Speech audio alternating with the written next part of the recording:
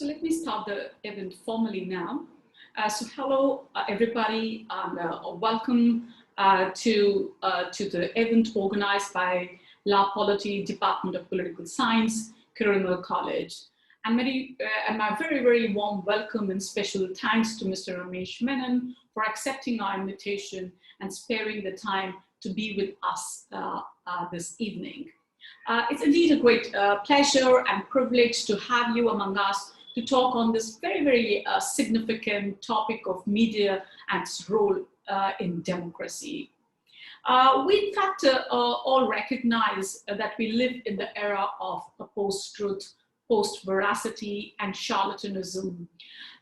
In fact, the word post-truth or alternative facts entered the Oxford Dictionary post-2016 after the election campaign in USA, where Trump became the candidate and thereby the president of USA.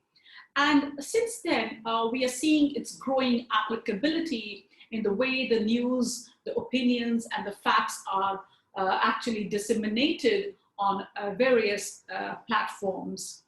And it sort of basically refers to the circumstances in which the objective facts are in fact no longer so influential in terms of forming intelligent, aware, judicious, or erudite public opinion. Therefore, whoever actually wishes to influence and sway the public opinion now focuses or concentrates on the creation of a discourse or narrative that is easy to accept and place an emphasis on what satisfies the emotions and the beliefs of the audience instead of hard-hitting real facts, which could be very uncomfortable on various occasions. So it in a way also creates this kind of an echo chambers where any contrarian view is either ignored, shunned, or even silenced. It's also being said, and we hear this very often, that the credibility of the media has reached its nadir point. The values are getting compromised, the truth is getting buried, morality is getting accommodated, and voices are being choked. The speedy corporatization of media houses, this mad race for TRPs, the hype and the hoopla around alternative facts, and the quick media trials which we witness very often, we're just seeing that kind of things happening in last 2-3 months with the Bollywood star. So we are seeing this happening in and around us. And there is whole, the melodrama which surrounds the news. And this actually has transformed the character and the contour of the media. And when I use the word media, I'm cognizant of the fact that I'm talking about this whole information communication network systems which have been set up. And also, I mean, this very hyperactive social media platforms like Twitter and Facebook and Instagram, which actually influences the younger generation enormously. So one of the reports also says that this generation is actually taking its information more from these social media platforms than buying print newspapers in the morning. So this is a shifting time, how the generation, the upcoming generation and the students in the colleges and in the school are getting the information, and how it is getting transformed and disseminated are important factors which we need to keep in mind when we start the discussion about understanding the media and its behavior and its impact on the people in general, how it is actually transforming the democratic system, the lexicon, the language of the politicians, the language in which the campaign is conducted. All these has taken actually a big shift, at least in last decade or 10 years. And we have yet to actually fathom and discern and, absorb this kind of a shift and also to come up with very significant empirical researches on how it is transforming the democratic institutions itself.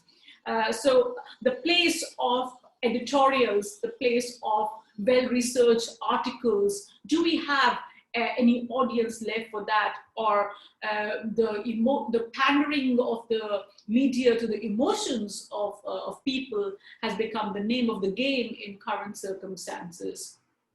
And in that context, we have seen that globally, I would say, that we are witnessing what is called that we create heroes overnight, and we also create villains overnight.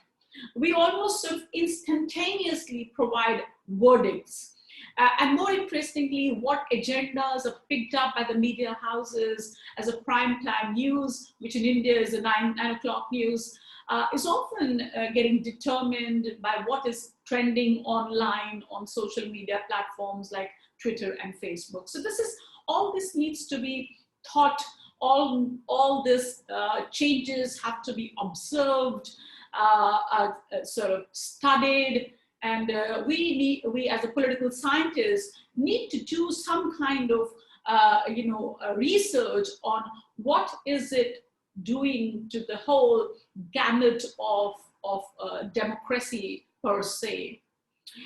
So the question that comes to the mind of many is this kind of relentless bombardment of spiced up, or in India what we call masala news, diluting the creditworthiness of the media at large? And what actually can be done to restore the democracy, restore the autonomy, the accountability, the answerability, and the integrity of the media, which is so fundamental for democratic institutions to have their legitimacy in the systems. And I'm also sort of reminded of what our late and former Indian President Pranab Mukherjee, resoundingly said to the Indian media, that the discourse, the disagreements, the dissent are so essential for energetic vote-based system. And media must be held responsible for the activities and actions, but also for its inactions and or silence, which often can also be very strategic silence to not pick up these issues, not bring the issues to the limelight of the public domain. And he very, very categorically stated that media must be the guard dog, the arbiter between the pioneers and the people in general. So today, as we gather on the eve of Gandhi Jayanti, 1st October 2020, it's time for, I believe, sort of deep introspection by the civil society, but you and me, all of us together.